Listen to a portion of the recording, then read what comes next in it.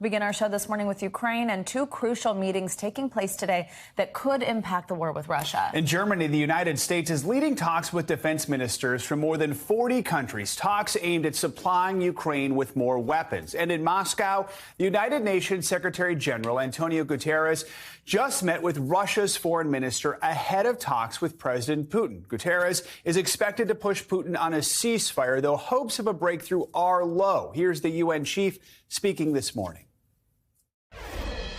Today, facing a complex situation in Ukraine, different interpretations about what's happening in Ukraine. That does not limit the possibility to have a very serious dialogue on how best we can work to minimize the suffering of people. On the other hand, we are extremely interested in finding ways in order to create the conditions for effective dialogue, create the conditions for a ceasefire as soon as possible, create the conditions for a peaceful solution.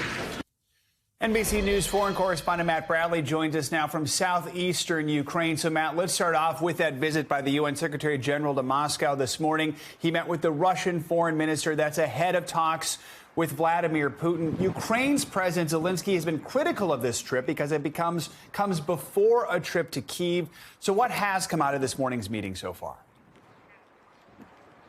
Yeah, I mean, we're not hearing much so far. I mean, the fact of the matter is that, yes, you are right, that the Ukrainians were not particularly pleased. They see this as the United Nations, the Secretary General, putting the Russians ahead of the Ukrainians who see themselves as, you know, the victims here. They were the ones who are the victims of this conflict, and so they see this as a slight. Now, there are other meetings. There's the one in Germany that is being attended by Lloyd Austin, the Secretary of Defense, who was just in Kyiv starting off the week. That meeting isn't expected to really yield much in terms of actual deliverables because those deliverables have already been delivered. We're seeing a lot of weapons that are making their way into Ukraine from the west, going across the whole country to where I am here in the east, not so far from the front lines.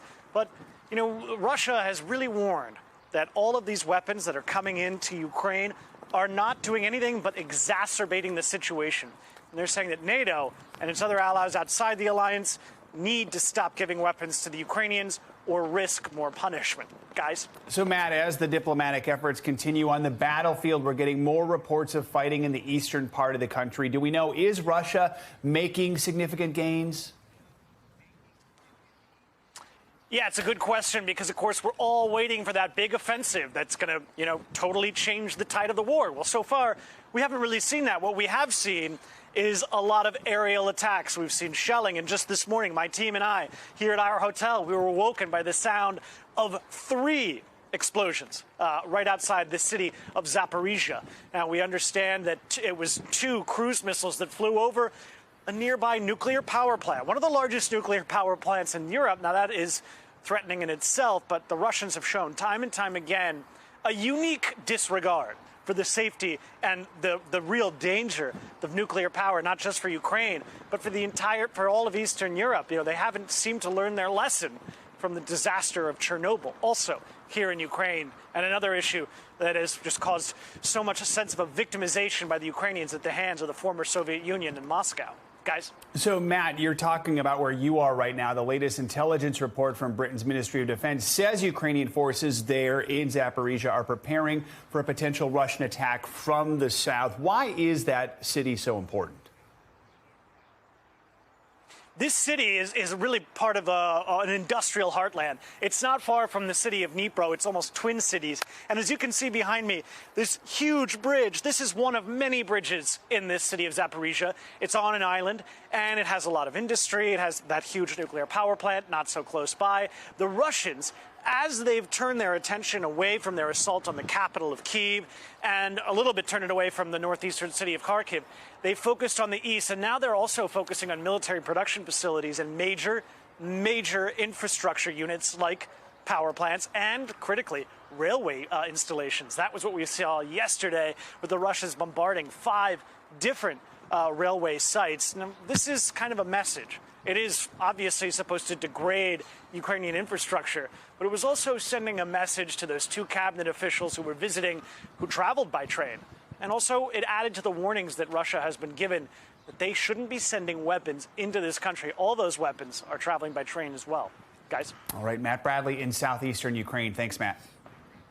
Let's now bring in NBC News military analyst Colonel Jack Jacobs for more on what's happening in Ukraine. Colonel, good morning. Thanks for being with us. So the U.S. is leading talks actually today with defense ministers from more than 40 countries at Ramstein Air Base in Germany.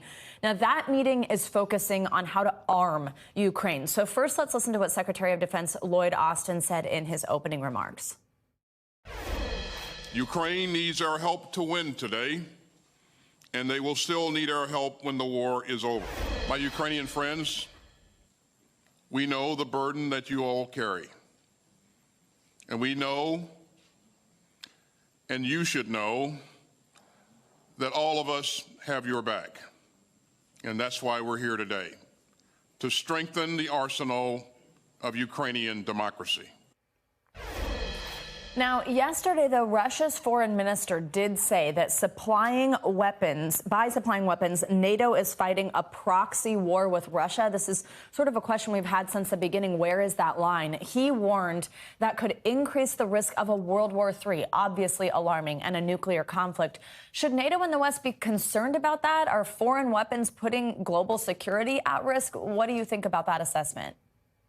Well, it always makes it more difficult when things like this happen. But of course, the biggest danger is that nuclear weapons are in the hands of Vladimir Putin, who is single-minded in his objective of taking over Ukraine on the one hand and extending Russian influence farther in Eastern Europe. They've made threats like this before, obviously, and we should always be concerned.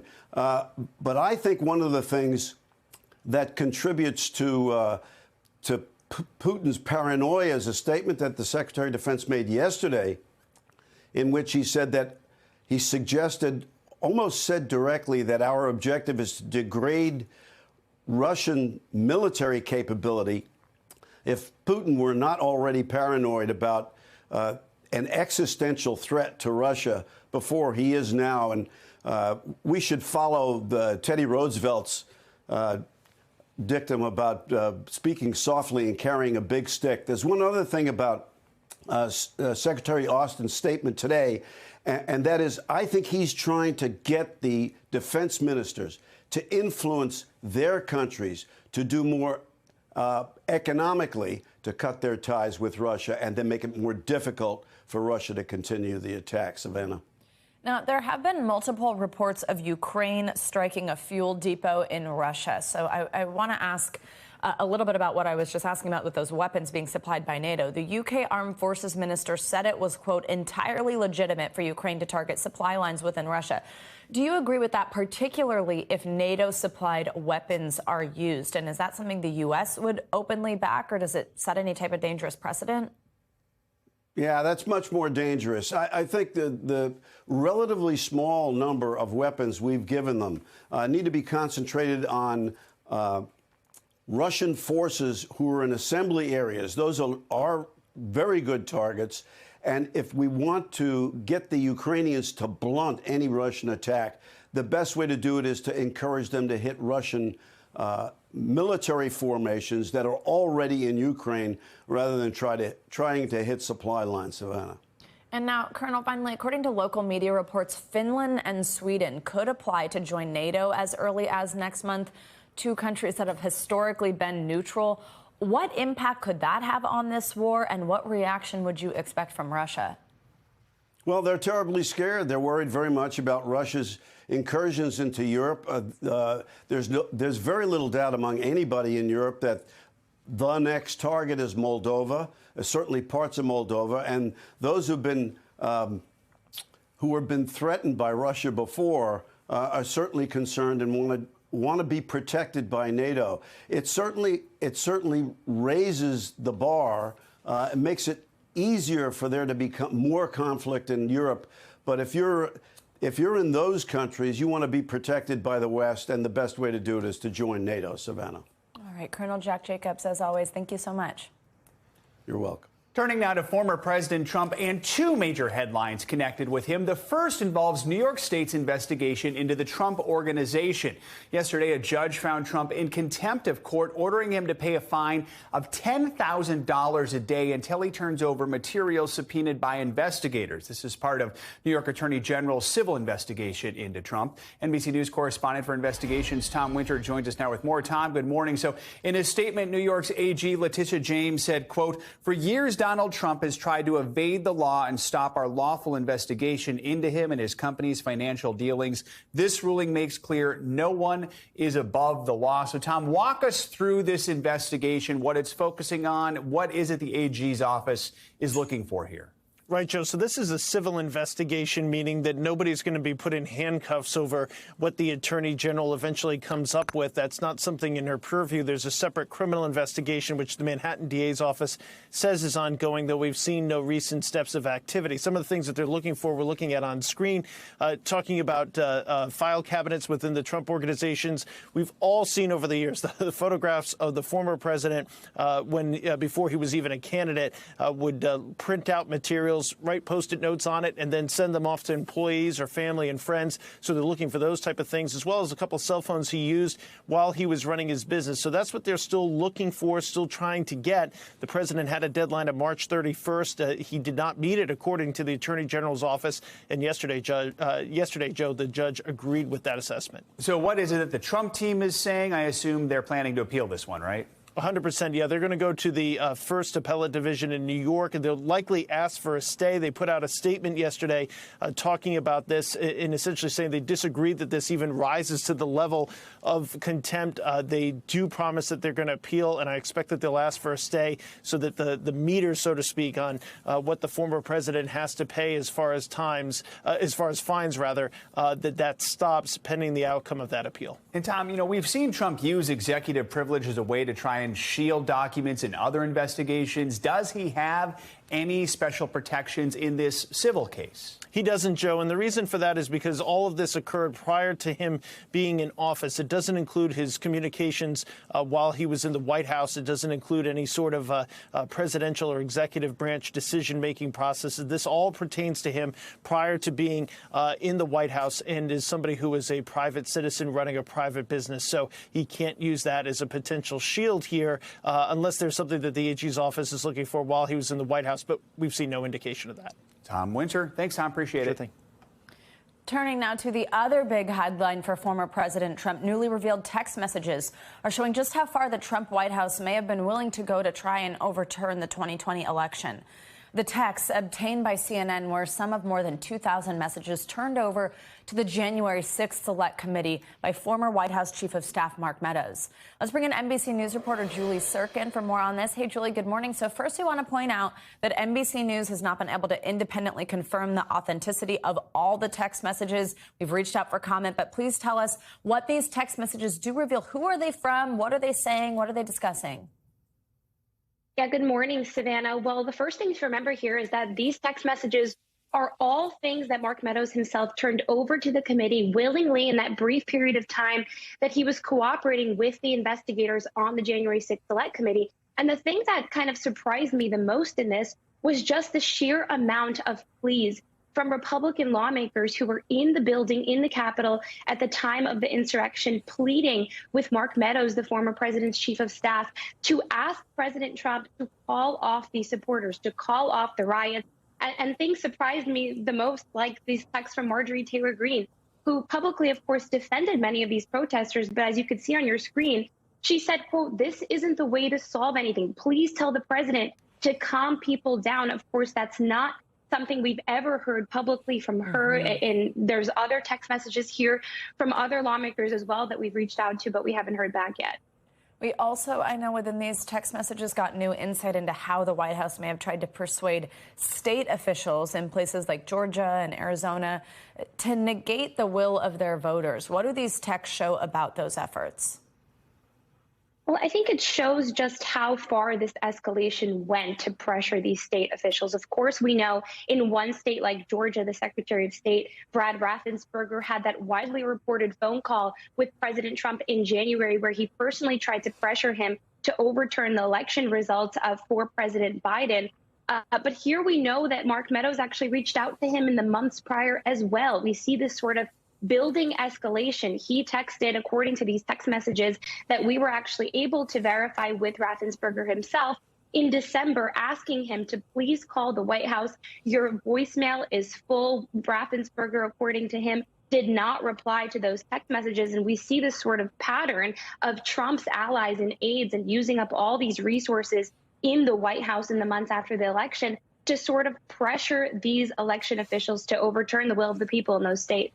Now, the texts also show how conspiracy theories really took hold in the Trump White House on issues like voting machines. Tell us what the messages say.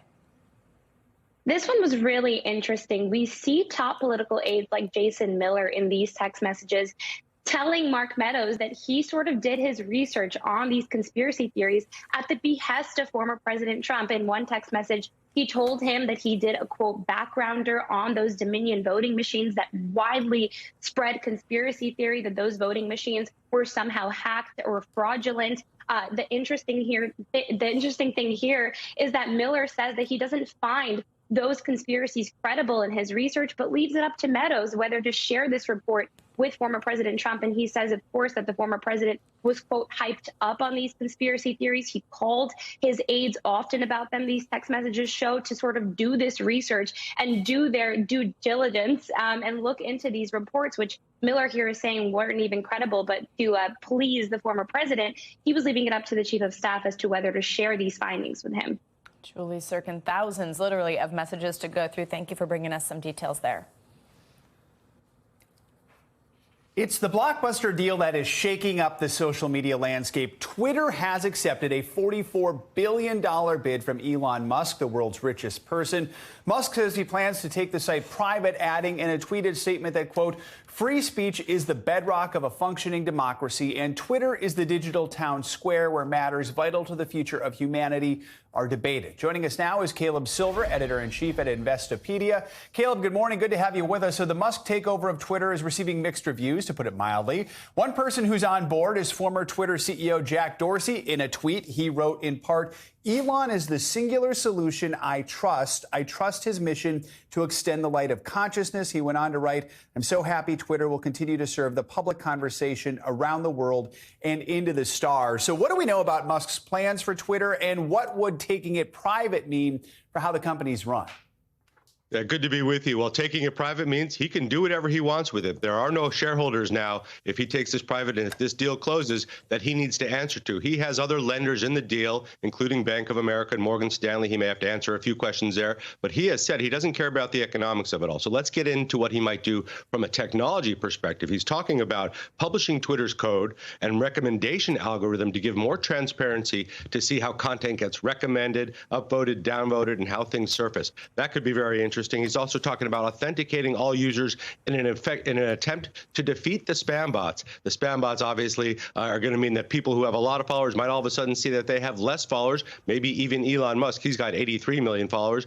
Probably a lot of those are spam bots as well. And he wants to reconsider permanent bans on the platform. Anybody that's been permanently banned because of something they may have said that may have been untruthful, he's willing to welcome them back onto the platform. So on the one hand, he's opening the algorithm. On the other hand, he's letting people who got kicked off because they said untruthful things come back on. That's his initial plan so far. The big question is whether President Trump might be allowed back in. Of course, the former president saying right now he doesn't want to come back. So we'll see what happens there. So we know Twitter, beyond that, has this huge user base. What could this deal mean for just your average Twitter user?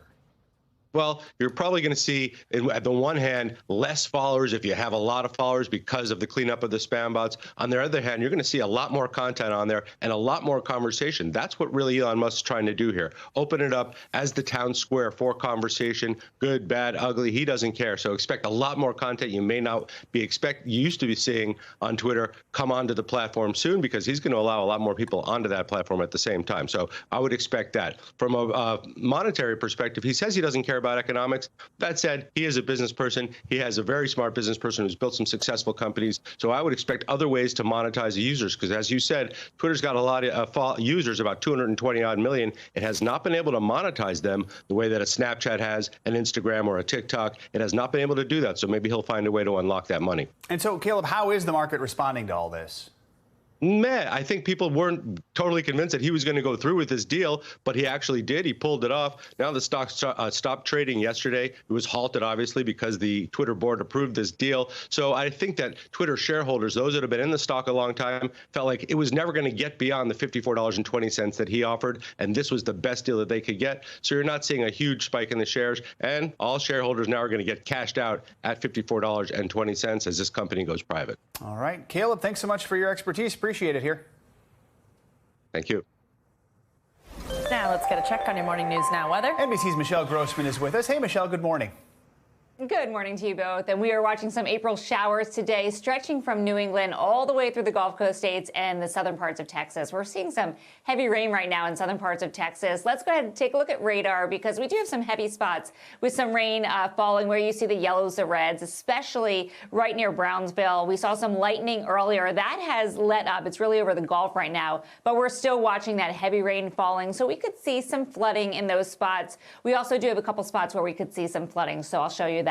Here's that cold front. It advances to the east. It brings those April showers from Maine all the way to parts of Florida into the Gulf Coast states, also southern Texas. But we could see some strong storms, too, likely in Virginia, the Carolinas. We're not expecting tornadoes. We're not expecting a tornado outbreak. But we could see damaging winds up to 60 miles per hour and even some small hail. So this is from the Severe Prediction Center. All the areas highlighted in green from the Delmarva down through Virginia, the Carolinas, the eastern parts of Georgia is where we could see some of these stronger thunderstorms this afternoon and this evening. So we continue to watch that.